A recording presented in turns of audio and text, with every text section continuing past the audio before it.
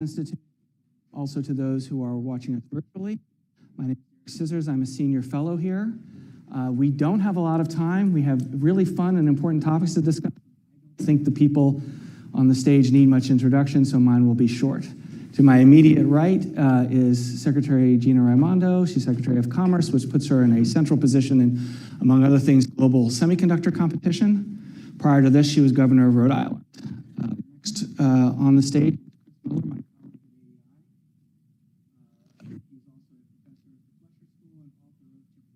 the geopolitical history of semiconductors.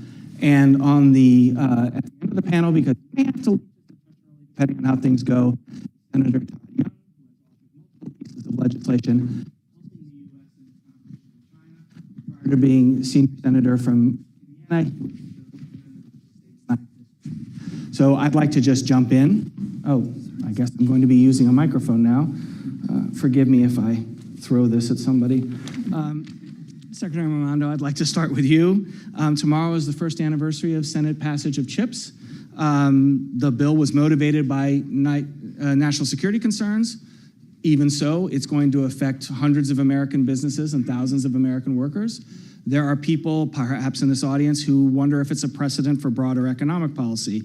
So there's a lot of ground to cover. What do you see from your vantage point as the most important recent developments with regard to the CHIPS and Science Act? Yeah. First of all, thank you for having me. And secondly, thank you for the work that AEI does. All of these issues, CHIPS, competitiveness, China strategy, are hard. And so appreciate all that you do and appreciate the dialogue.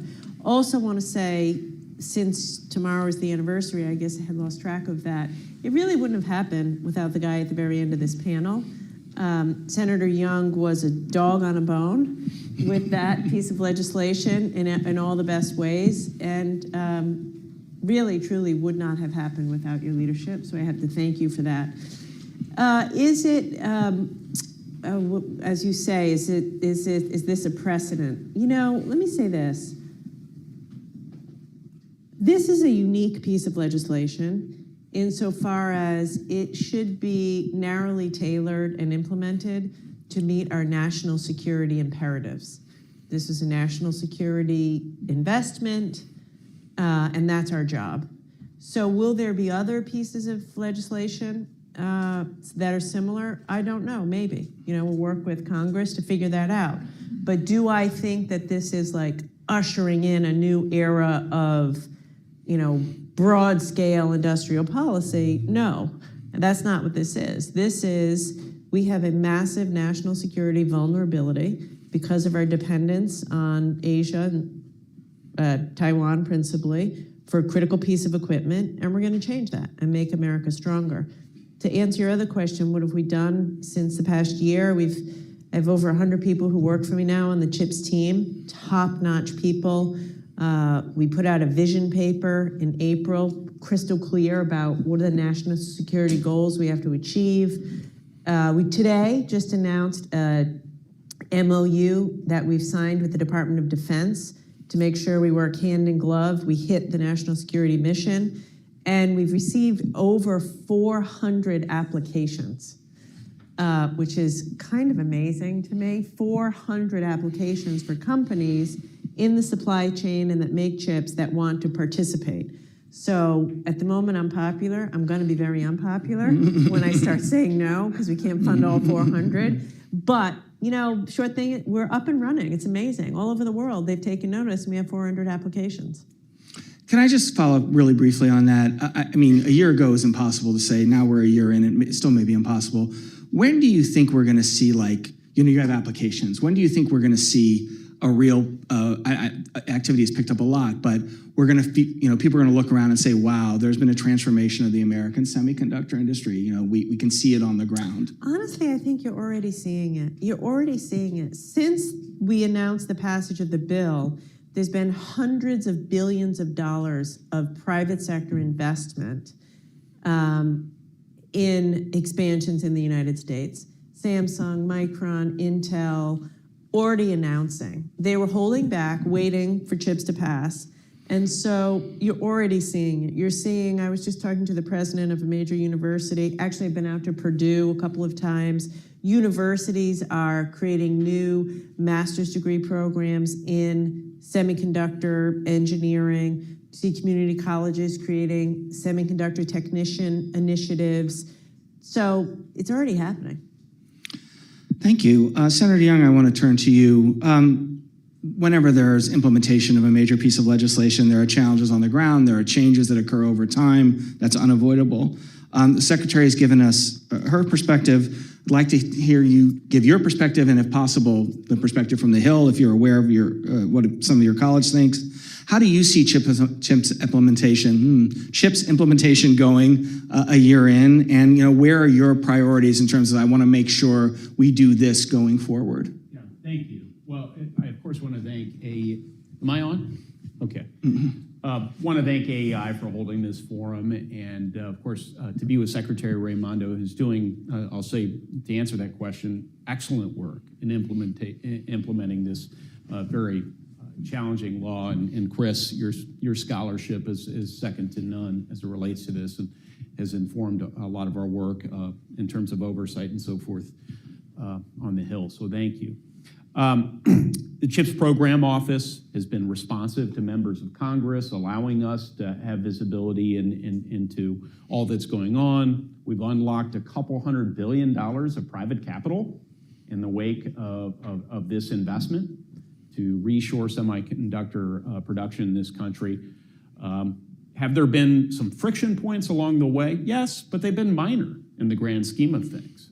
It's really been remarkable how much activity has occurred in a short period of time from our higher ed institutions, which in the end, they're gonna have to produce the workforce to work at these fabs, to do the R&D and so forth. That has been encouraging. We've seen not-for-profit entities focused on R&D moving from Europe, finding a presence in the industrial Midwest with IMET, for example. We're ready. We're ready to do this, and globally, our diplomats are hard at work combining, coordinating a lot of their activities with our closest allies and partners in Europe and in the Asia Pacific. All those things are really important. I think I'm sort of looking not just at the implementation itself, but making sure that we properly resource some other important pieces of the CHIPS and Science Act. One being the research piece, $200 billion authorization for investment in certain areas of frontier technologies, from autonomous systems to artificial intelligence to quantum computing. These are the technologies that will no doubt play a really important role as we head more deeply into the 21st century. But they're essential to military effectiveness, hopefully avoiding conflicts as opposed to just winning them. We have to be prepared to do that. So we need to make those investments, and in this atmosphere, it can be difficult to make the argument for investments.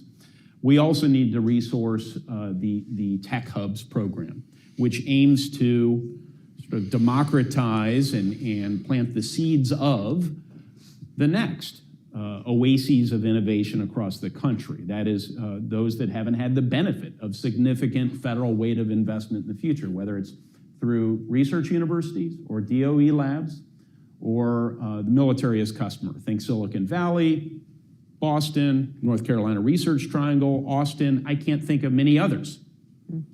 And it's not for lack of having the infrastructure or the talent across, say, the industrial Midwest. So we're in the process with Secretary Raimondo's leadership of standing up the Tech Hub program. We need to make sure moving forward it has the resources to be effective. Let me ask a quick follow-up. You said that there's good cooperation in your view between the Hill and the executive branch.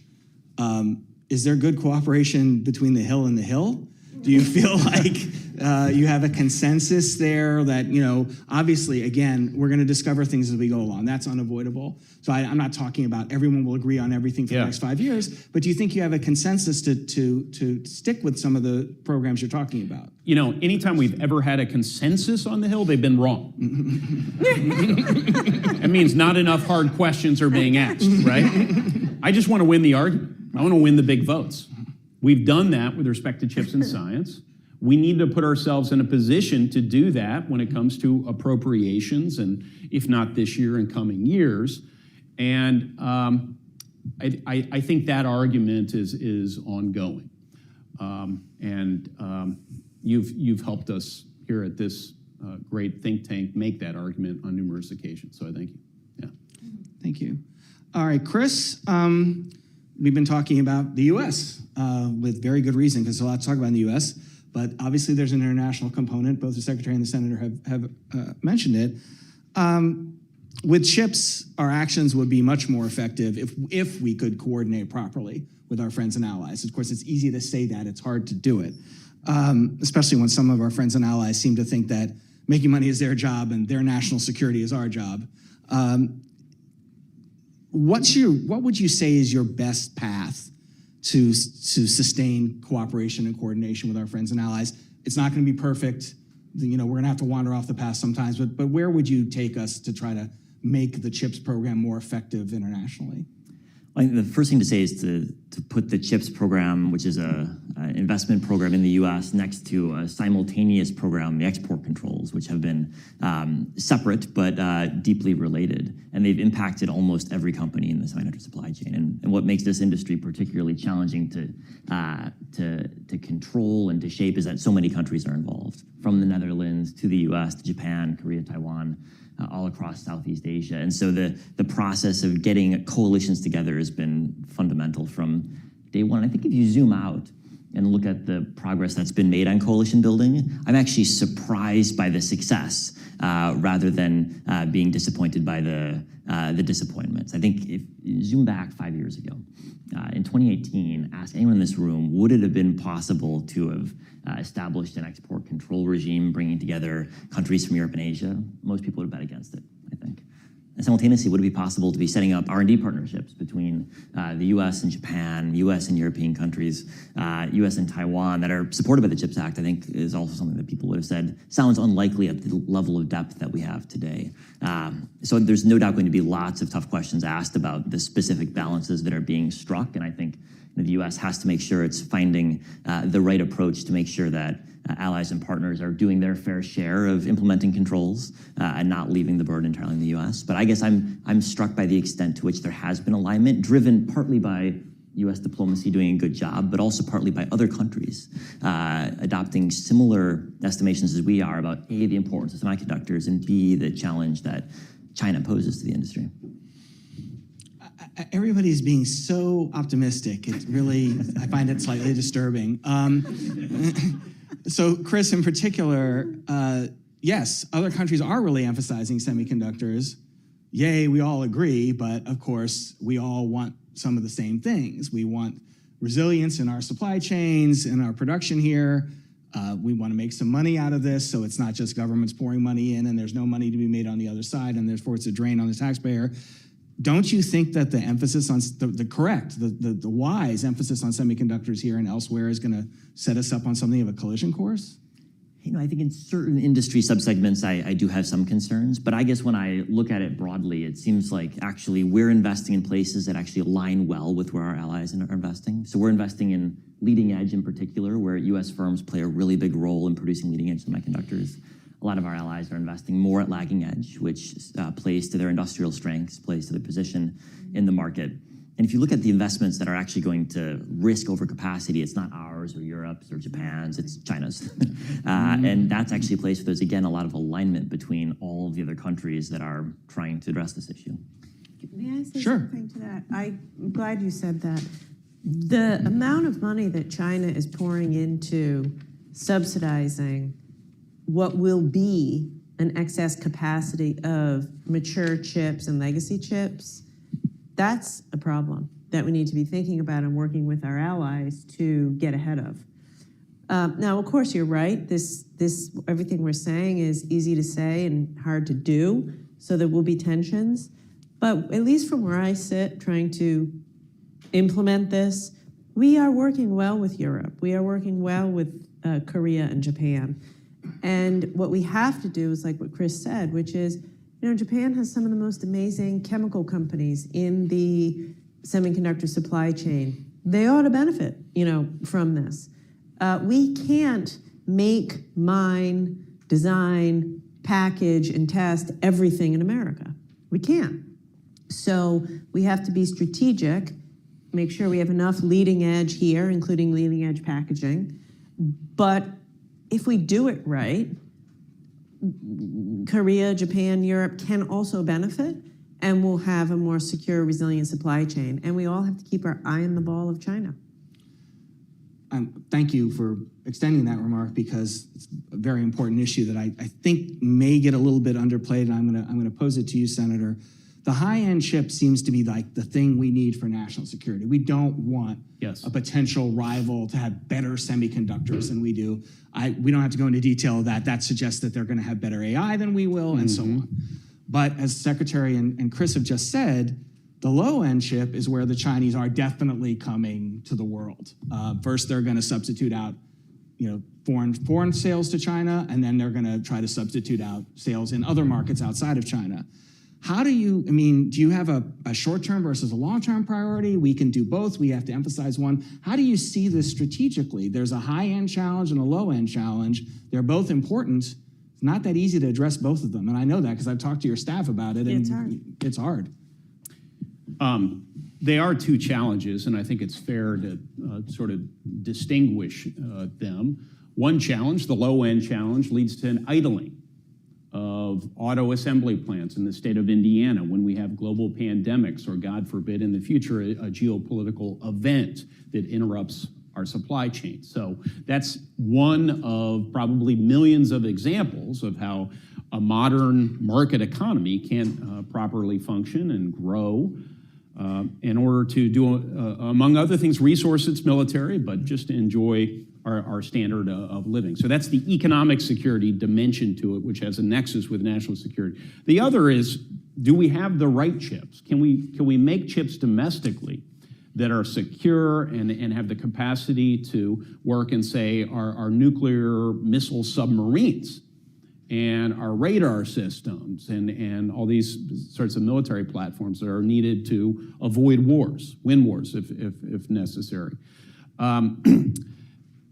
The two are linked together in terms of a business model. Chris writes about this in his book, right? You need to sell a bunch of the legacy chips in order to plow that revenue into R&D to make the really high-end chips that are needed for military purposes. Moreover, I would argue we need to get back into making more things in this country. In the 1990s, there was a popular adage circulated quite a bit in this town, which was, computer chips, potato chips, what's the difference? It's a really important difference. We found out pretty recently, we've been mugged by reality. There's an important difference, so we need to make these distinctions because there's not a ready substitute for semiconductors, and it's important to our national security. In China, let's not get complacent. We hear all sorts of commentary, I think much of it accurate, about their economic infirmities and their prospects moving forward. But in the near term, we've seen a really aggressive growth in their semiconductor sector over the last 5 years. Fourfold, they've increased their production. They now comprise about 20% of the production, and they aim, with all their U.S.-trained postdocs, to move up the value chain in short order. So that's how I see the relationship between those. Thank you. Secretary Raimondo, another question for you, and it's an obvious one. Chips and science is the big action in this space, but I think there's a good argument that the second biggest action in this space was the October of last year interim rule on export controls for semiconductors with temporary licenses for several firms. What's the timetable for the final rule and the license renewals? And if you don't want to address a timetable, can you tell us what the main factors are being considered in perhaps modifying the interim rule or issuing new licenses? Yeah. So no update. There is no timetable insofar as I'm telling the team you got to get it right. So the timetable is as fast as we can and make sure it's correct. Once again, this is all about national security, and I want to be clear about this. This isn't about, holding China back or denying them commodity technology. Certainly not about denying U.S. companies revenue. It's about being honest about the fact that China has a military-civil fusion strategy, which includes getting our most sophisticated technology and using it to advance their military, and we're not going to allow that. Or we're going to do everything within our power to not allow that. So we are right now engaging heavily with industry to try to figure out, this is hard. I would just say, I'm not asking for sympathy, I'm just saying this is very hard because what we want to do is be incredibly targeted. You don't want to control anything that you don't have to control because it denies U.S. companies revenue that they can plow into R&D. On the other hand, you don't want to let anything through the gates that you need to control. So we are getting into and AI is a huge piece of this. You mentioned AI briefly. We're ahead of the world in AI. That's a great thing, and we want to stay there. We are a global leader in AI, and we want to stay the global leader in AI. So, long-winded way of saying, how do we do it? It's with the national security lens to be targeted, but getting into the weeds of the technology, engaging with industry, engaging with technical experts in academia and elsewhere to figure out where do we draw the line to protect America and American national security. Senator Young, I sort of want to follow up on that with you. The Secretary, I think most of the people in this room do see this as a national security issue. Yeah. But there are some people who don't see it as a national security issue. They see it as a money issue. Yes. And whenever, you mentioned this before, whenever there's a consensus, you have to question the consensus. Well, there's supposedly a bipartisan consensus on China. I think there isn't a partisanship problem on China. I think this stage is part of evidence of that. But I don't think there's a consensus because some people don't see China as a national security issue. They see it as a business opportunity or conceivably a business threat. I just wonder, how do you see this? I mean, it's obviously both. I mentioned that at the outset. We can all see that. Mm-hmm. But there are some Republicans, as you know, who would say, "Hey, federal government intervention in the economy not justified." And the answer is, well, it's justified when there's a national security issue. But then some of the people receiving the benefits say, "This is not a national security issue. It's a commercial issue. I want your subsidies, and I want to be able to do whatever I want."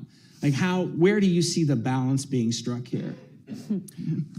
We thought, Senator Schumer and I had a lot of conversations about this as we drafted the CHIPS and Science Act, and we narrowed the focus of the legislation to include only those things that I regarded as having the strongest national security nexus. So we have historically made generous and significant investments in certain areas of R&D, including applied R&D, not just curiosity-driven research, and that's paid dividends.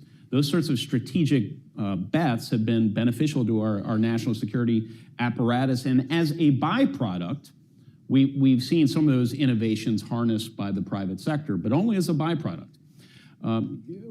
We focused on semiconductor production with sort of the same mindset.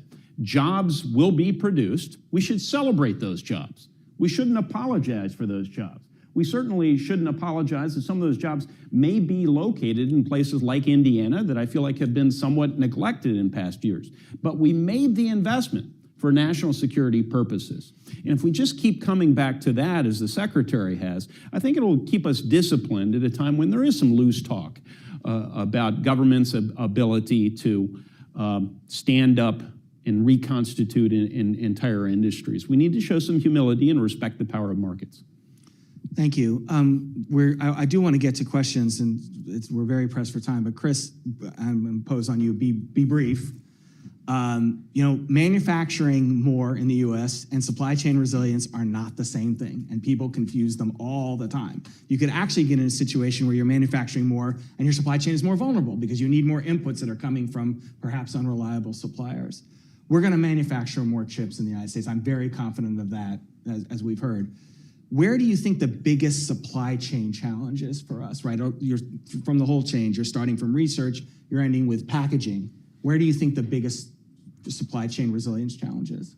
I would say two things. One, we've spoken about China's increasing capacity to produce lower-end chips. I think we've only begun to scratch the surface of the security implications of that. We spent the last decade understanding cybersecurity vulnerabilities, and we have a lot of them. We put almost no effort into hardware security vulnerabilities. That's a big issue. The second is if you look at where devices are assembled, phones, PCs, servers, it's focused right now on China. It's the biggest assembler by far. That's beginning to shift. Companies are looking elsewhere, Vietnam, India, Mexico, but that's a slow process, and there's probably a lot more I think we can do to help companies identify alternative markets in a cost-efficient manner that lets them mitigate some of those vulnerabilities. Thank you, and thanks for the brevity of the answer, because we don't have that much time left. Senator Young has to leave. Secretary Raimondo has like 45 things on her schedule. I would like questions from the audience. Okay, let's see, how am I gonna do this systematically? I'm not gonna be able to do it systematically. Please, sorry, it's gonna be you, but please identify your name and your organization, and please keep your questions short. Don't imitate me, short question. You'll be next. Hi, Peter Sun with Kaplan Intelligence Group. Last week, Senator Warner, Mark Warner, the head of the chairman of the Intelligence Committee, said that, he just doubts a full-scale invasion of Taiwan, but he said it could be possible, more possible, a 2-weekend blockade like we did in Cuba.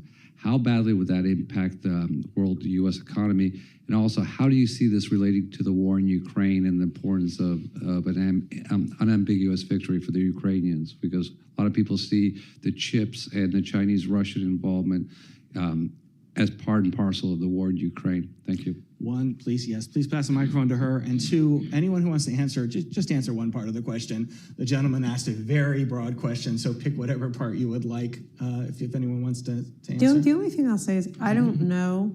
He's the head of the Intelligence Committee, so I'll defer to him.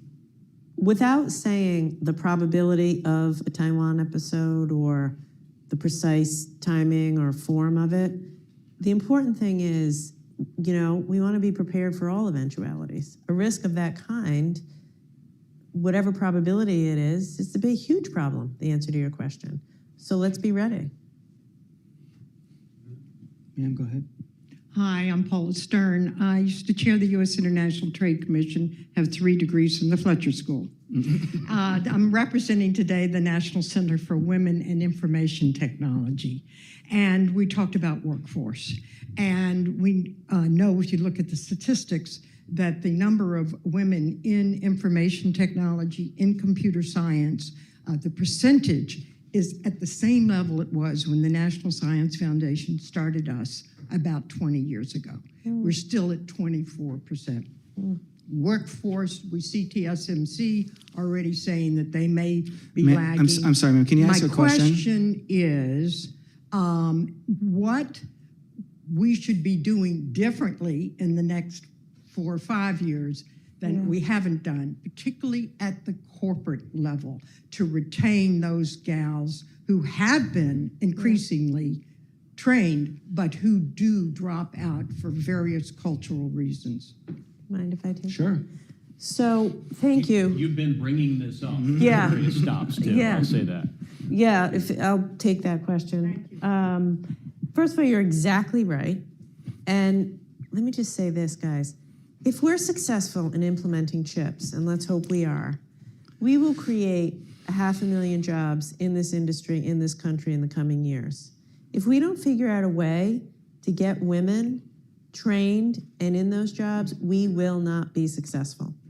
We can build the buildings, we can do this stuff. We need a talented, skilled workforce, and to do that, we need women, boys and girls in high school and such doing this. So what do we have to do? Start in high schools, get the companies to do the outreach, be more creative about apprenticeship programs. I referenced Purdue earlier. The senator and I have spent time out there. Purdue, Arizona State, lots of community colleges are coming up with new training programs. And also, we're saying to them, go after the girls and the women, train them. And what we're saying to the companies, before any of these companies get a dime of taxpayer money, we ask them to show us their workforce plan. And people have said to me, why are you doing that? Why do you want to know? How are they going to recruit and retain women? How are they thinking about childcare? How are they doing workforce? I want to know because I'm a steward of taxpayer money, and they won't be successful unless they have the talent. So I'll keep it at that. We're out of time, but you put your finger on an important issue. It goes to competitiveness. It's not a social issue. We need to be successful to compete. Thank you. The gentleman in the back, right there. Yep. Yes. Hi, good afternoon. Patrick Wilson from MediaTek. Great to see you, Madam Secretary. Thanks for calling attention to these issues. MediaTek is a large Taiwanese company investing in the U.S. in places like Indiana.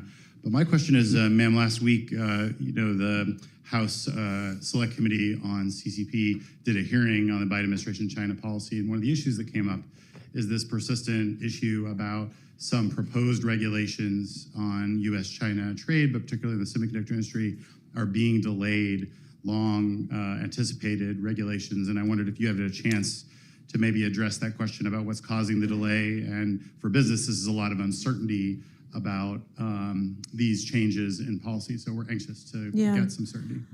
I don't think there's been a delay. No. I know there's been lots of rumors and sort of rumors reported on. We're just doing our job. So there was nothing to be announced, and if we decide to make any changes, we'll do that in due course. One more question, gentleman over here. Hi, Brendan Bordelon with Politico. Is it okay if I grab this? Or, okay. Hi, I've got a question for the Secretary, actually. You met last week with the CEOs of Intel, Qualcomm, and NVIDIA, I think in part on export controls. Intel CEO Pat Gelsinger spoke at the Aspen Security Forum on Wednesday, and he said the message that he gave to you and some other Biden administration officials is, these new export controls coming down the pike, China represents 25 to 30% of the global semiconductor market. If you're cutting that out, we might have to invest 25, 30% less in fabs, domestic produced fabs, foundries, obviously R&D. What was your response to the message from those CEOs? And generally, how do you approach the idea, the notion that the export controls on chips and the goals of the CHIPS Act are potentially at cross purposes? How do you sort of square that circle? So the message to the CEOs and then the broader sort of issue that Gelsinger was raising, this idea that if you... Okay. Either one. I get the question. I don't see an inconsistency. Let's take it back to what we're trying to do. National security, protect ourselves. As I said before, there are certain technologies where the United States is ahead of China and other countries. China's been clear that if they were able to get this technology, including certain advanced AI chips, they could use it in their military against us. It may be that American companies can make money doing that. We're not going to allow that. It's bad. It's the point you were making before. So it's not good for America or any American company if we allow our most sophisticated technology, in some cases that only we make, get into the hands of the PRC and their military. But I don't want to have the cut line be so broad. It's hard to do this in a second. It's also why we have to work with our allies, right? You don't want the cut line to be so broad that you deny American companies revenue and China can get the product elsewhere, or China can get the product from our other countries. So what we're trying to do is be narrowly defined, work with our allies around these choke point technologies, which will deny some revenue to American companies, but we think it's worth it. But that's, to be very candid, that's why I meet with these companies. That's why we meet with technical experts in these companies to get to the right place so we don't damage American business, but quite frankly, we protect American national security. Senator Young, I know you wanted to say something. Then we'll be wrapped, and I'd ask everyone to hold their seats for a second because we're going to allow the Secretary and the Senator to leave. Senator Just Young? a 10-second addition to that. You can't presuppose, and not that you were, that there wasn't a belief that that export controls were needed at the time we passed and signed into law chips and science either. We expected export controls were going to be necessary. So we factored that into the investments we make. Yeah, that's a good point. All right, again, we're at 2:41. Secretary and the senator are going to leave. Please wait for them to leave. Even better, please wait for a panel afterwards where I get to answer all those questions and give my own opinion.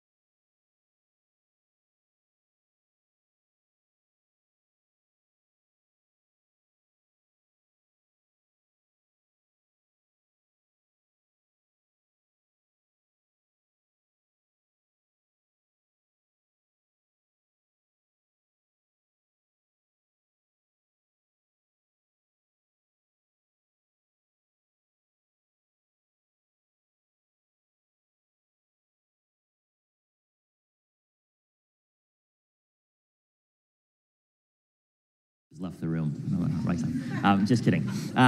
With us, we have three very distinguished experts on semiconductor and tech issues writ large. Emily Weinstein is with CSET, an organization that has done extraordinary work on emerging technologies, and she's written very widely on semiconductor issues and much else, so delighted to have you here. Thank you. Derek, everyone knows well at this point, but now will be transformed from moderator into commentator, so we'll see how his personality changes over the next 45 minutes. And then finally, Rob Atkinson, an expert both on technology, but also more broadly, its implications for economic growth, and a writer who's studied both contemporary policy, but also put it in a historical perspective. So I'd love to draw out some of that, Rob, if we can. But perhaps picking up on where the conversation ended up in our first half an hour, we talked both about the promote side, but also the protect side, if you will. And I'd like to dive into a bit more of the protect to begin, since that's where there is a lot of debate in this town and probably also in this room about what the right boundaries should be. We didn't have a chance to talk about the potential new set of controls which have been discussed in the media on cloud computing and new AI semiconductors. So perhaps we could start with that, Emily, and get your thoughts both on what's been rumored, the implications of it, and whether that is a good idea or whether it pushes too far, threatens some of the businesses that we were referencing in the prior panel. Sure, I'd be happy to address some of the rumors as best I can. We've heard that, as Derek mentioned, and as was alluded to in the previous panel, that the October 7th rule is an interim rule. We are still waiting for a final rule. And in the process of assessing kind of where we stand now, there have been rumors that have come out about perhaps closing some gaps that might have been discovered between October 7th and now.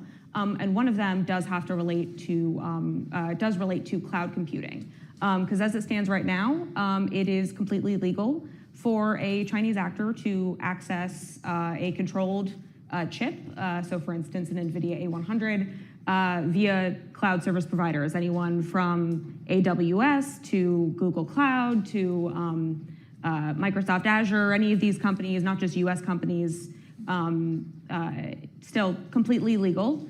And I won't go too much into the kind of legal weeds on that, but this is just one of the kind of many things that I think the Commerce Department and other parts of the administration are trying to address now is how do we make sure that if our objective is to make sure that Chinese entities don't have access to this advanced compute, that we are effectively closing that gap as best we can. I think there are pros and cons to maybe going down this rabbit hole. I think, it does fit in line with the October 7th rules. If your objective is to prevent Chinese entities from accessing these advanced chips, you would want to also make sure that they can't rent those chips, via cloud service providers. But the problem is that opens up a whole new set of risks associated with the competitiveness of a now adjacent U.S. Tech industry. We've talked a lot about the competitiveness of the semiconductor industry and the semiconductor manufacturing industry. But the second we kind of go and expand this, we're now talking about the cloud industry as well. So a lot more implications, a lot more to think about. So a lot to watch for. And, I think the rumors had said that we could hear something as early as July. And I think we're slowly running out of time in July, so might have to look to August. But jury's out until then.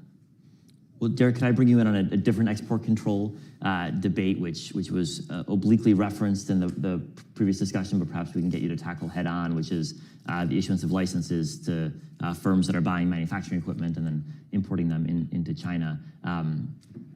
Can you walk us through the pros and cons, I guess, of tightening those rules? And we talked in the prior panel about the role of allies, and so reflect, if you can, on allies' role here. So quickly, just to summarize, interim rule in October.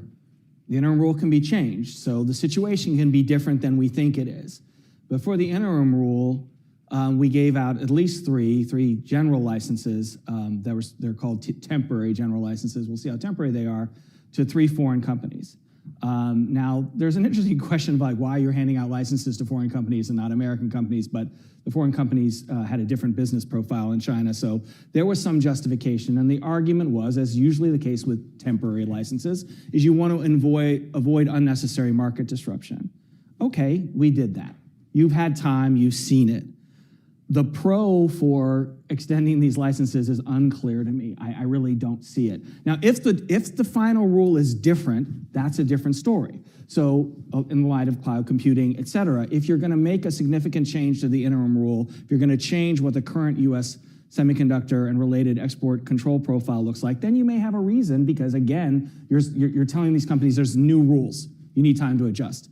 But if we were to, for whatever reason, keep the interim rule exactly as is, it would really undermine the administration's position to extend the licenses again. You can't say we're controlling semiconductor exports to China except for the biggest semiconductor producer and the biggest company in terms of aggregate revenue that operates in the semiconductor space. So at that point, one, the administration's logic falls apart. And two, if I'm an American company, I'd say, what? Wait, we're giving foreigners another license? NVIDIA is the obvious example, and believe me, I'm not arguing on behalf of NVIDIA because I don't think there should be licenses at all, but that's the situation. It was reasonable to say, hey, this is an interim rule, we're gonna try to avoid disrupting the market. When you finalize that rule, whenever that is, and I think Secretary Raimondo has a point, let's get this right, rather than hurrying to meet some sort of deadline. But then you can't be giving out licenses again. They're not temporary at that point, they're giant holes. And just like anything else, if you have a rule and you create a giant hole, all it's gonna do is shift the way the rule is broken. My answer is I don't really see a pro for extending the licenses unless the rule is significantly changed. And there are huge cons because it basically undermines the effort. And when you think about the U.S. government is in conversations with the South Korean government, the Taiwanese government, I suspect the administration would respond by saying, well, there's difficult diplomatic balances to be struck. How would you address that issue? Well, I mean, I think the Secretary and the Senator both made a strong case that this is an important national security issue. At some point, you have to say to your allies, it's an important national security issue. And actually, you agree. You're acting like it's an important national security issue to you. Then, the diplomatic balance has to be secondary. You were given an opportunity to adjust. We're listening. There's no way anyone can accuse the Biden administration of not consulting sufficiently with our allies. So we're listening to them. Maybe we change the final rule in response to that. But you can't say, here we have a rule that's really important to our national security, and at the same time saying, but we don't want to upset our allies, so they get to keep doing whatever they want. I mean, either you need to tell the allies time's up, or you're really not treating this as an important national security issue. Those are the only two options. And Rob, we heard both the Secretary and the Senator reference the importance of U.S. firms selling internationally, earning revenue, plowing that back into R&D, and I think no one denies the importance of that dynamic. There's also the alternative challenge of restricting where technology needs to be restricted. Are we striking the right balance? And I guess how would you know if we're striking the right balance on the protection and also the making sure we have market access where it's just civilian goods? Yeah, so I've been on a boatload of panels with Derek over the years, and I know how I could just see his disappointment in his face in the last panel. Like, come on, man, let's have an argument. So I will have an argument. Well, I like to do. Yeah. All right. So we issued a little piece last Monday ago, basically making the argument that there's a set of industries that economists would term as high fixed cost, low marginal cost industries. In other words, to make the very first chip for a company, it's about $5.5 billion. You got to design the chip, you got to build the factory. So you only sell one, you got to sell that chip for about $6.5 billion. So thankfully, you don't sell just one, you sell a boatload. And the more boatloads you sell, the lower the cost of production is at the margin, and your higher your profits and money to go back into R&D. That is the semiconductor industry. It's also aerospace, software, drugs, and a bunch of others. And what I worry about, I wish I could say I knew the exact balance, because I don't know the exact balance. But what I worry about is that the government, USG, is not really thinking about that dynamic in what they're doing. There is nothing we can do, by the way, in my view, that is going to stop China from becoming a Korea on chips. Korea had no chips in the 70s, and now they're dominant in certain markets. Nothing we can do about that. It is going to happen. Now, I guess you could argue, well, for national security reasons, we don't want it to happen before they invade Taiwan, if they invade Taiwan. What I worry about with this entire debate is that, when the whole thing was going on and we were working on trying to help pass chips and science, people kept saying, oh, industrial policy is here. And I was like, no. Defense policy is here. The CHIPS Act, at least the CHIPS part of the CHIPS Act, passed for only one reason, and that was defense. And you heard the Secretary say that. Now, the problem with that narrative, though, is that means that everything we do has to be about defense. So if CHIPS was about defense, then export controls are about defense. And so you can do that, even if you mess up the American industry. That's why I hate the defense narrative. I think the biggest question we have to face, and Washington has to face, is a much more higher level question. Is what's the biggest threat to our country? Is it a narrow, and I don't mean to diminish this at all, is it a narrow in the sense of contextual defense issue? In other words, our weapons against their weapons, or it is a much broader dual-use industry competition? The reality is it's both, But when you deny the importance of the dual use issue, then the whole issue becomes, well, can we keep them from having a few technologies that they maybe can make some military things with? And you just don't, they don't conceive of the fact, you know, I have this little quip, you know, the whole issue is now is around decouple, de-risk, deny, and I would say what the Chinese aren't, they're into destroy. Okay, that's their strategy, destroy. They want to destroy Boeing. They want to destroy Intel. They want to destroy all the biotech companies in this world. That is their goal. What we're doing in Washington is we're saying, we're going to deal with this narrow military technology issue in Taiwan, and maybe we can address it. So actually, and sorry for going on, but the last important point here is, if you think about, I used to work for a governor, Secretary Raimondo was a governor. Every single governor, doesn't matter what party they are going out into the world and trying to convince companies to move to their state. Not barbershops, but car companies, semiconductor companies. And you know what they all do? They basically say, what do you need? They don't, by the way, also put in requirements for daycare centers. They just say, what do you need? The U.S. still thinks of itself as the as the sort of seller here. We're not. Samsung has a choice. They don't have to come here. TSMC has a choice. SK Hynix has a choice. If we basically say to those companies, you can never invest another dollar in China, I don't know what they're going to do here. I could see them saying, fine, we'll just sell to you. We're not going to put a fab here. If that's the condition of us putting a fab here, we'll take the China market, because the China market is going to be much bigger and it's critical for our growth. So here's where I'm going to disagree. I actually agreed with a lot of Rob said, and I think I started to introduce this as a multidimensional problem in my first question to Secretary Raimondo. But they're not going to be able to. That's the big lie that is being sold by the semiconductor industry. They've got 3 years where they're going to be able to make a lot of money selling to the Chinese, and then they're going to be driven out by Chinese firms. Because the money is at the low end, right? That's where the money's made, and that's the Chinese are going to overbuild. They're in the process of overbuilding at the low end. We're going to switch from, oh my God, it's this huge market that we can sell into mostly by making in China, but also by exports. It's going to switch to, oh gosh, you know, we're not making nearly as much money in China. And then we're going to get to the next step, which is the Chinese are going to drive people out of third markets. So first of all, two things, Derek. That's the question that nobody. I was really happy to see the Secretary allude to that, because not to tout our own, we issued a report last year saying we should revise what's called Section 337. There's Paula, which allows for 10-year exclusion orders on foreign products, particularly from China. I would never let a Chinese-produced semiconductor or chip of any kind, never in a million years would I let it be sold in the U.S. because none. You'd go for none. Zero. Right there. I mean, maybe there's a company in China that hasn't had stolen intellectual property or mass subsidization, but I'd be hard-pressed. If they could prove that. This industry. Yeah, it's a null set. So I just wouldn't let them in. But Derek, to your point, if they're going to do this, then what the heck? Why are we so panicked about it? If they're actually going to take the market in 3 years, why bother with export controls? The reality is they're not going to take the market in 3 years. They might take the market in 20 years.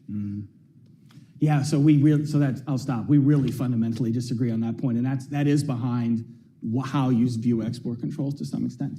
But in some ways, Derek, you're actually more optimistic about China's technological progress. It's not technological progress, it's manufacturing progress. I don't think China will be at the top of the technological food chain in 3 years at all. But I think they will sub out the mass consumption low-end chips. And you know what I worry about with our factories here is that we did not write chips and science in such a way. You said no Chinese chips here. We did not write chips and science in such a way to protect our supply chain, that we could have the Chinese barging into our supply chain. We are making the chips here, but we're dependent on China. So I'm not talking about them operating at the top. I'm talking about them becoming a low-end chip manufacturing powerhouse, stem to stern. Well, and I think, can I just add one thing really quickly too? I think that point that Derek just made is a really interesting one, where we think about kind of what does the future of China's semiconductor industry look like? And I think the Secretary brought up a really interesting point about keeping track of where China is on legacy chips, and should we be worrying about them potentially flooding our markets or global markets with lower end chips that are still needed by everyone, for cars and for even some, I would say, lower end defense type technologies. But the other thing that I think I'm watching for too is China's attempts to blunt force their way to more innovative chip type technologies that cause us in the US to freak out and think that our policies aren't working. Because I think what we've seen in the past, if we look at how China tries to innovate, they often will try to do these kind of blunt force maneuvers, like, we don't have access to this, we don't have access to this, but if we pull this together and kind of, square this circle, we can sort of get there. That's been part of their technology transfer apparatus for the past 2-3 decades.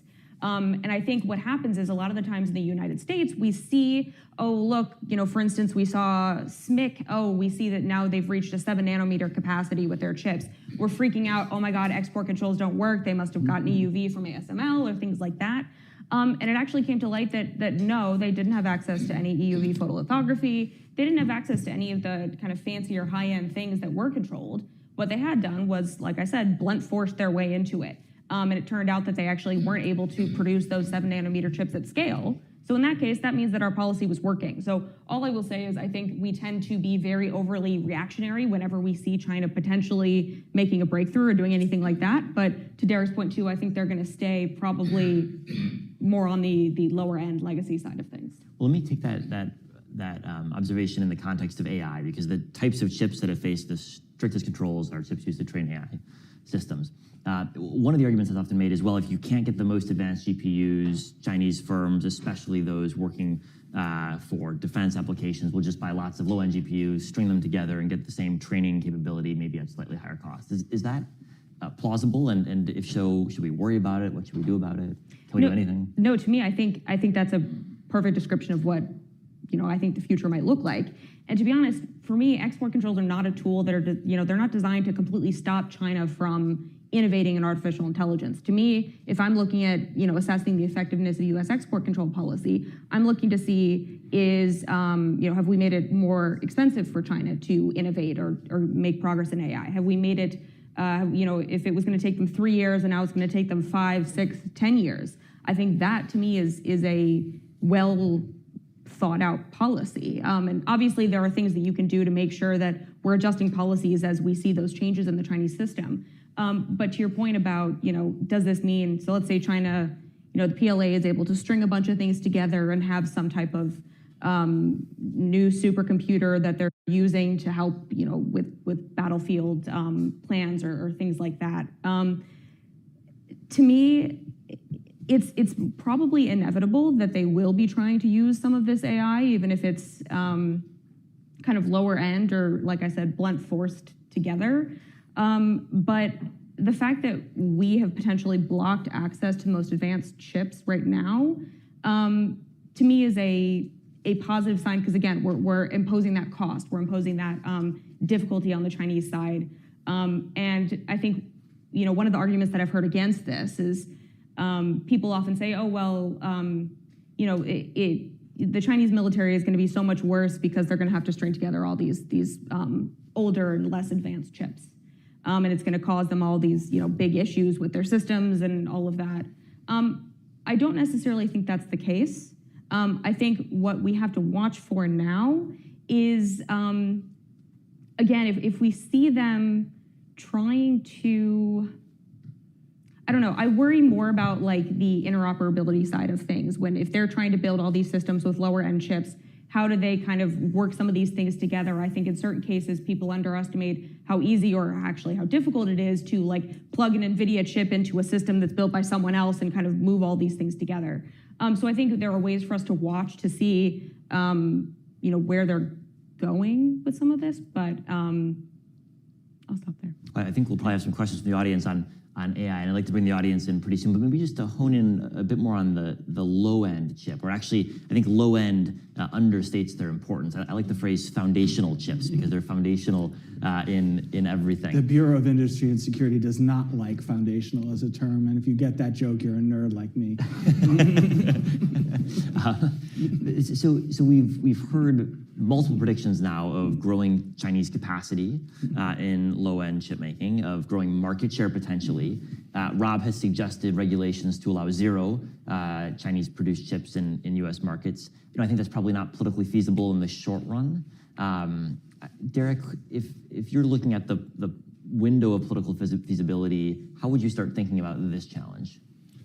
I, as one of the original proponents of partial decoupling, I have to thank my ally in encouraging political consensus in the U.S., Xi Jinping. I think I don't think the leopard changes, in this case, his spots. I think we're going to get more provocations from the Chinese. It's built into the way Xi Jinping apparently sees the world based on all of his behavior. So I think the political consensus is going to be there, even, hopefully, short of a serious event concerning Taiwan, because China's going to do a bunch of other things that provokes us and everyone else. Rebuilding Russia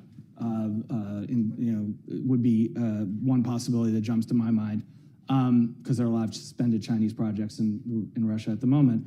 So I think we're going to have a consensus for a while. I think we will, of course, have industry lobbying, and this is one of the dangers if we don't follow Rob's zero policy, which is not that easy. It's not that easy to prevent transshipment. It's not that easy to, there are technical issues here. Does this count as the Chinese chip if it's 40% Chinese content, it's a Chinese firm, operating in Singapore, and it's mostly somebody else? All those questions to be answered. But I think, the risk here, of course, is American industries which use chips, right? That's what we're going to be told, like, oh, but, this is going to cost us money. And it's as if, and I already see this happening, it's as if people have forgotten the pandemic as a lesson. Why did you have shortages? Because you got too dependent on the Chinese.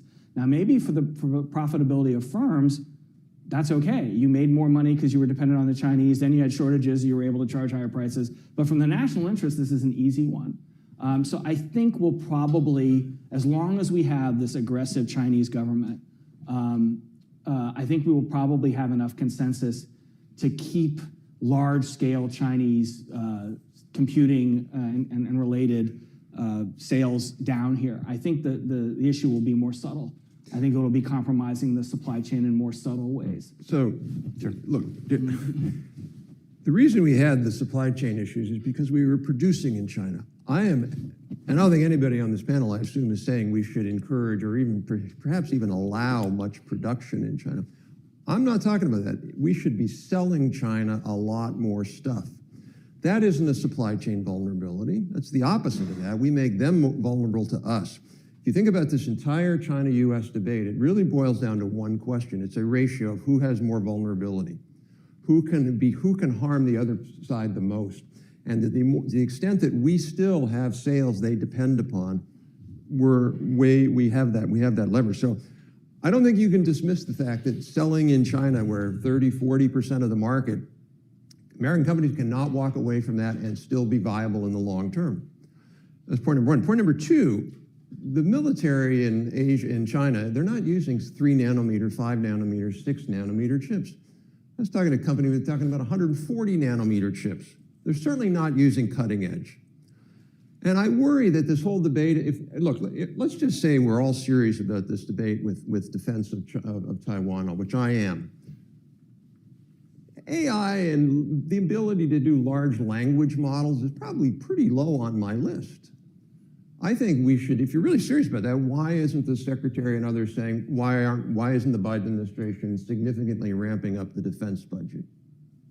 We could be doing that. If you look at all of the things that the Chinese military needs to gain advantage, very few of them relate to chips, and even way fewer relate to AI. And what are we doing there? The reason we're not doing anything there is we don't have choke points there. So we don't have the ability to cut off 6-axis numerically controlled machine tools to China.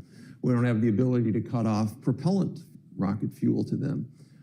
So I think we've sort of all just kind of hyper-focused, and now that we're on this massive AI panic where, Oppenheimer, supposed to see the movie, which I'll see with my wife, and the message of that is we need an AI test ban treaty now. Like, what? So I think we got to calm down. AI is not the most central thing that the Chinese military is going to have. Can I add something really quickly on that too? I think there is a really interesting disconnect between the conversations happening about the national security risk of AI, or I should say it's being misconstrued to think that AI is only large language models. And I think because of that, sure. not just you, this is something that, I think I am not a technologist by training. I am a China analyst by training, so I have taken the past few years to try and study this. But this is something that happens a lot, where now I think there's this big, we're calling this an AI hype. It is a large language model hype. And there's a really interesting aspect of this where we argue that the US is leading in large language model development. I think that's pretty clear right now with OpenAI and Meta and all these other companies.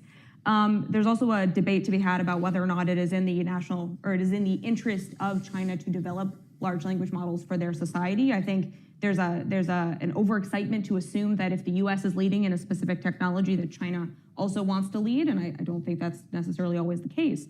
But I think in other parts of AI, there are more national security or defense relevant applications. Think about computer vision, natural language processing, all these other subsectors of AI that in some cases China may actually have a lead on. And so I think actually getting down to the second layer of what is the AI that we're actually talking about can actually move us closer to what is the national security implication that we are worried about and how can we craft effective policy to address that.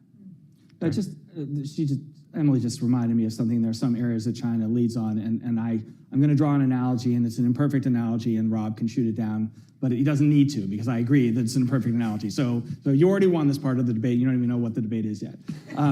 Cool. Look, the Chinese also lead in electric vehicles, for example, not relevant to AI, but relevant to the industrial question. 10 years ago, I heard the same thing from automakers that I hear from chip companies now. We have to sell to China, we have to sell to China. And you could see what was coming at them, and I think they could see it too, but that's not what they said in public, certainly not what the Germans said in public. And now there are serious problems for American firms somewhat, but we're not the auto leader, mostly for the Germans, to some extent for the Japanese who are better prepared. I see a very obvious example in computing where the Chinese are going to be better at us than some things, and they're going to drive that money that firms think they have to make in China, they can't survive without it. Well, then you're going to die because the Chinese, as you said, and I don't put words in your mouth, I completely agree with, the Chinese will target foreign leaders for destruction. And the first thing is, we're going to drive you out of our own market. That is what's going to happen in at least parts of computing the way it's happened in a whole bunch of other industries. Well, I have a lot more questions, but I'd love to bring in the audience, because I'm sure there are many questions in the audience as well. Ben? Sorry, hi, Shane Tuesday here with the American Enterprise Institute. Following on that same point, Open Radio Access Network is another area where we're trying to do the same thing. Just wondering how you feel like we're doing that, because I realize it's ultimately software driven, but we need to make sure that we have a handle on where we're getting the hardware and trying to friendshore again away from China. Let me grab one more question, then I'll turn it back to the panel. You have your hand up? Please. Again. Does snarky remark? Is that the same as a question? As long as it ends with a question mark. As long as it's a short, snarky remark. with that in mind, I would say, Derek, I had a couple of objections to some of the points you made, but by the way, I'm a lobbyist for a chip company, so that's the missing Venn diagram here. But I was going to say that the thing that we missed in the Secretary's comments before was she actually said it's not happening. I don't know if you heard it differently than me, but she's like, why are you standing around waiting for regulations to come? We didn't say regulations were coming. And that's the way I heard it. So that's what I wanted to take objection to, is that she didn't say, oh, we're going to stop chip sales to Huawei. All those companies that have exclusive monopolies to sell to Huawei, two of the biggest American companies, no foreign companies, have licenses to sell logic to Huawei. That is going to continue, apparently. And we're not going to have the October 7th update. We're not going to, I mean, there's a whole list of things that are waiting to happen, including outbound investment restrictions, which Taiwan companies have and American companies don't. Anyway, I just wanted to make sure not to gloss over that. That's what I heard the Secretary say, which is, why are you waiting? Nothing's happening. You want to take one or both of those, Rob? Patrick, that goes to I think the complete lack of coherence to our national policy. We pick one firm that we don't like because of supposed cybersecurity risk, and then we say, we're not going to sell you certain chips. Look, the reality is, if we don't think that Huawei is secure, and I'm happy to believe that, then we don't import their stuff, and it should be the end of the deal. There's no reason to kill them. If cybersecurity is the issue, you don't have to kill the firm, you just don't have to buy from the firm. And secondly, for us to do that, we are giving up sales to very little effect. If you look at Huawei market share in their equipment, not the phone side, because they need really good chips, The phone, the base station side and the 5G side has been growing because they substituted us out. Phone's up 40% this year. Phone Sales.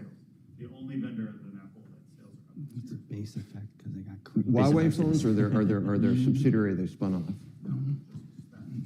All right, so their phones are up, and certainly their equipment is up.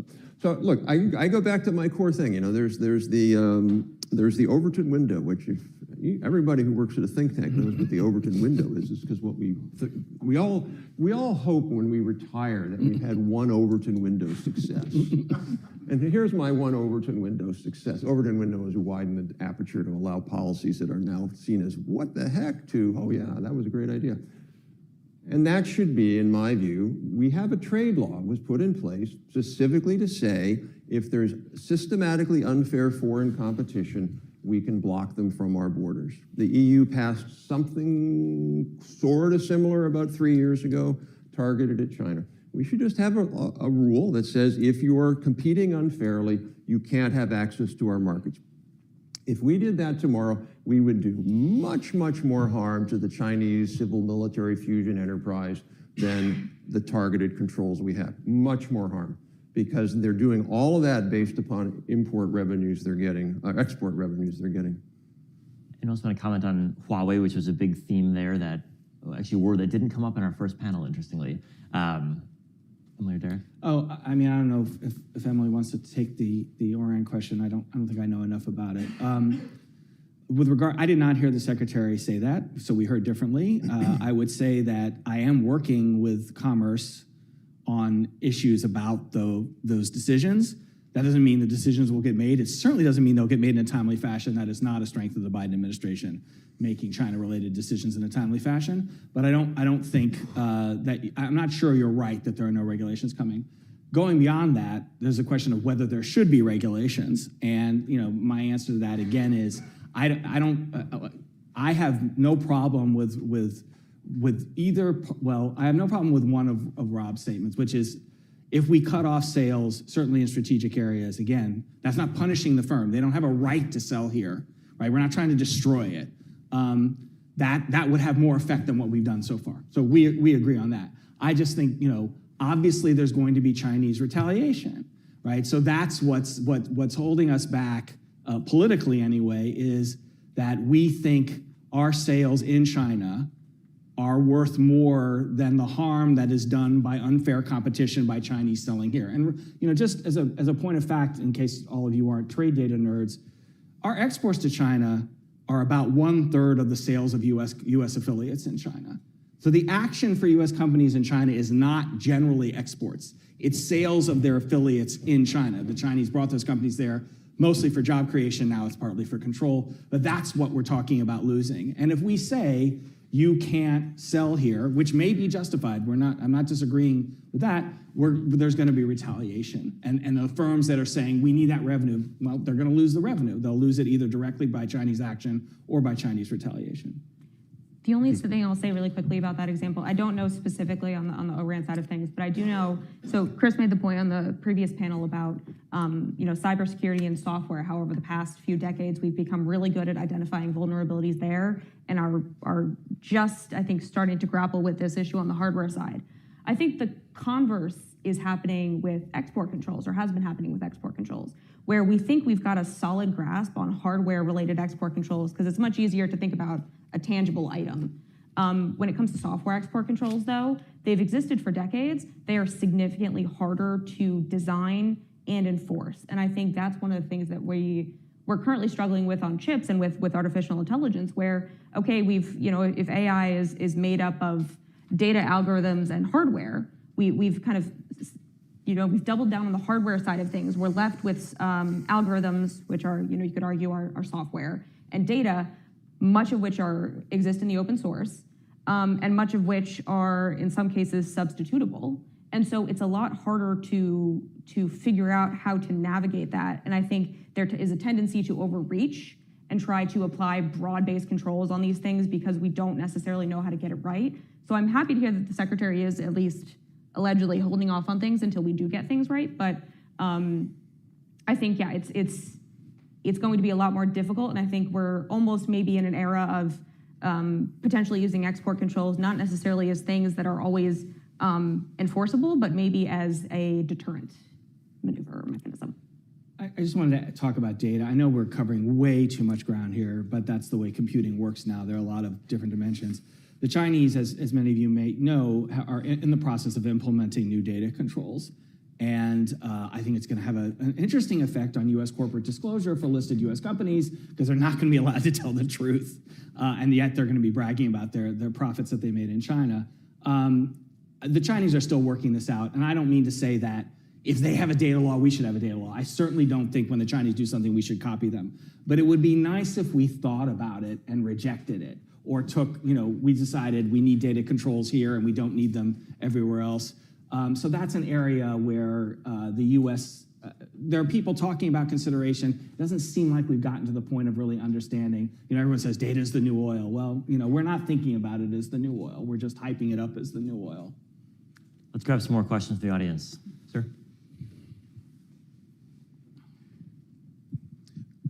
Excuse me. Claude Barfield, AEI. This is really a stimulating discussion, and what I'm going to say is probably will be counted as an act of traitors. But I would urge the audience, having listened to this excellent discussion today, to also go back and listen to a discussion yesterday at the Peterson Institute with Larry Summers and Robert Zellick and Adam Posen, which attacked directly these issues of industrial policy and came to some very different conclusions. It's not that they underestimated the security risk, but they were not hipped on China. And they also pointed out that the United States, if we go down, and I should say that the Secretary was very firm today that the CHIPS Act is only for semiconductors. But Jake Sullivan's speech and the speech from the U.S. Trade Representative see this as a model for 7, 8, 9, 10 supposedly fundamental technologies. So listening to the debate over the last 5 minutes, where we turned ourselves inside out, trying to decide how to respond in terms of protection, goes right back to the point that they were making, number one, which I'm sure certainly Rob would disagree with, that the United States ought not to be attempting to come back greatly in industrial and manufacturing, because we're going to move away from that anyway.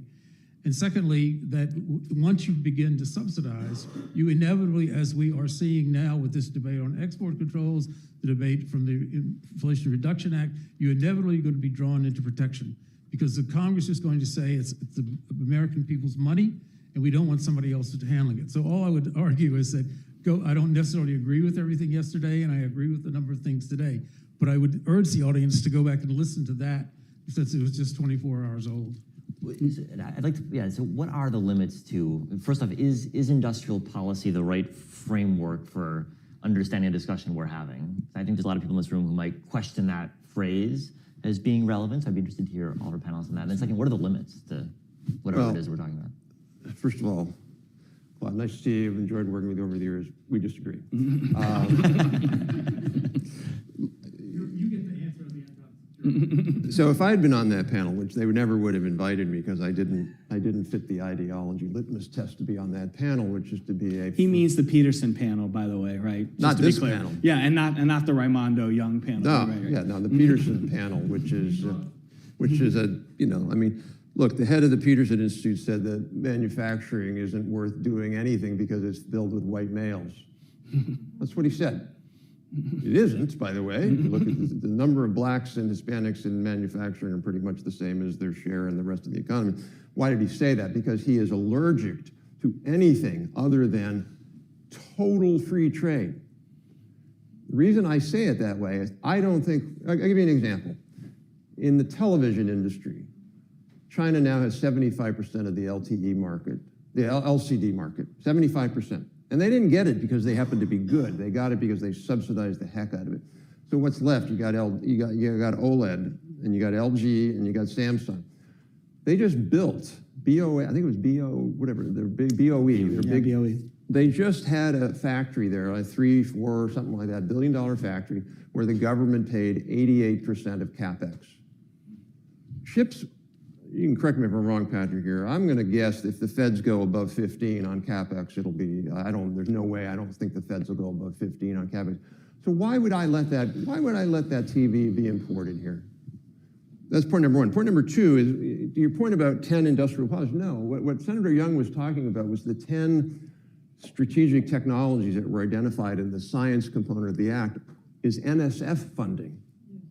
It's science funding, it's university funding, and if we have to have an argument about whether that's okay, we're really off target. So I can see your argument if we had 10 more CHIPS Act, although actually I think we should have 5 more CHIPS Act, but we can have an argument about that, that's what I think.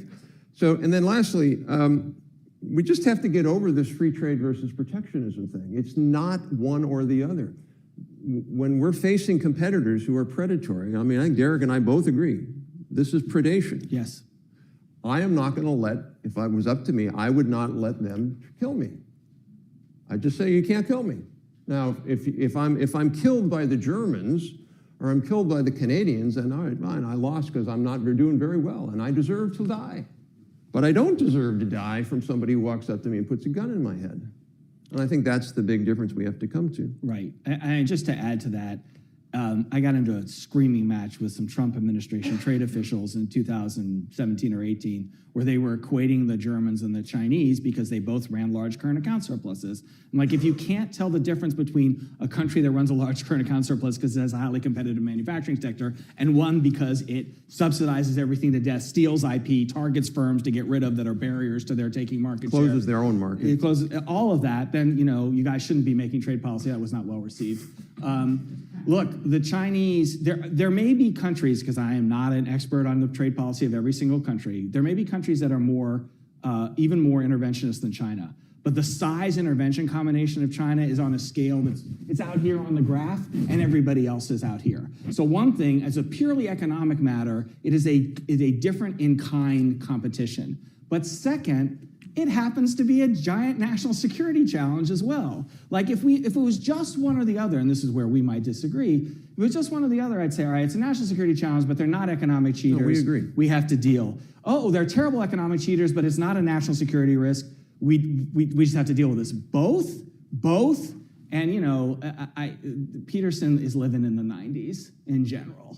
They don't see, they're still living in a world where the U.S. does not have a huge national security challenger who is not also a gigantic economic predator. We've got 2 minutes left. Let me try to grab one more question and then we'll wrap up. Please.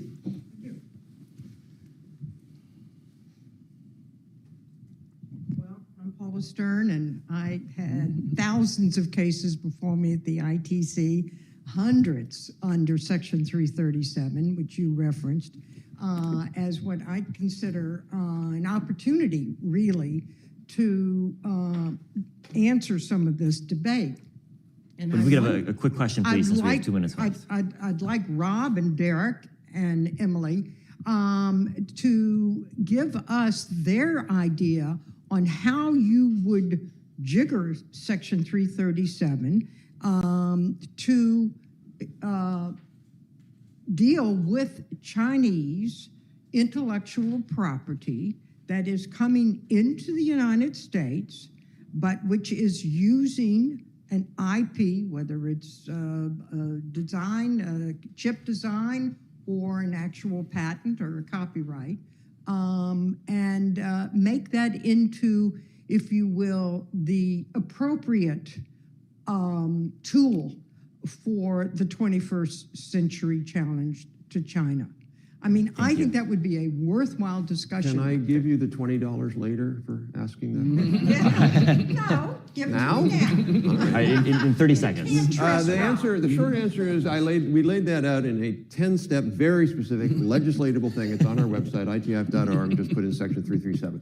The quick answer is 2 things. One is get rid of the harm threshold, the damage threshold.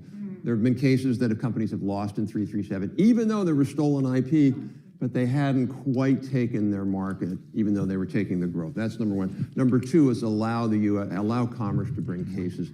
Too many companies are afraid of retaliation. And I was talking to one company, it cost them $10 million to bring one case of manufacturing this. So there's a bunch of things we could do. It's super easy to do. It costs Congress nothing, well, almost nothing. So we should do it. Ask really tiny addendum. We don't even track Chinese firms that we think have received stolen IP. Exactly. We don't track it. I've tried and tried and tried, talked to the US government. I mean, we track it on a case-by-case basis. Somebody says, yeah, but okay. It's only with hindsight. Right, right. So we track it when it happens. We don't keep track of it. Of course, the companies change names. They spur new affiliates. We don't follow any of that. So, we're starting in a world where there is evidence and we don't gather it as a government. And it's too difficult and costly for a company to do it. It's exactly information provision, exactly what the US government should do it. All I'll say really quickly, and I'm going to zoom back out for a second because I think there's an interesting thing that you brought up that ties into a few things that we've been talking about too. And this may be my controversial take for the panel, but there's... She says it at the end. Yeah. there's a really interesting case actually where the Chinese EV company or the battery company CATL or CATL it has entered into some type of joint venture or joint agreement or arrangement with Ford out in Michigan. And it's supposed to be this arrangement to license CATL technology to be able to work on batteries for electric vehicles. It's a little too early to say now, but to me, it is potentially a really interesting example of us taking the Chinese strategy and using it against them, where we are now taking their intellectual property, hopefully in a way with eyes wide open, where we are actually trying to make sure that we are protecting ourselves, where we're just licensing the IP, we're not bringing too many folks from CATL into the factories. We're doing it in a way where we can actually understanding that China has the lead on electric vehicles and on batteries, and we need to find a way to catch up. Let's try to do it in a way that let's try to turn what the Chinese have done to us for decades back on them and take some of this technology that we need to be able to better our society and just better compete with China in general. I don't know. I know people have very strong feelings about the CATL example, but I think, again, too early to tell, but I think it could be a really interesting precedent that we're setting here. Well, that's a very strong provocation on which to end. So but we've already overrun our allotted time. So let me just thank once again the panelists for the conversation. Thank you.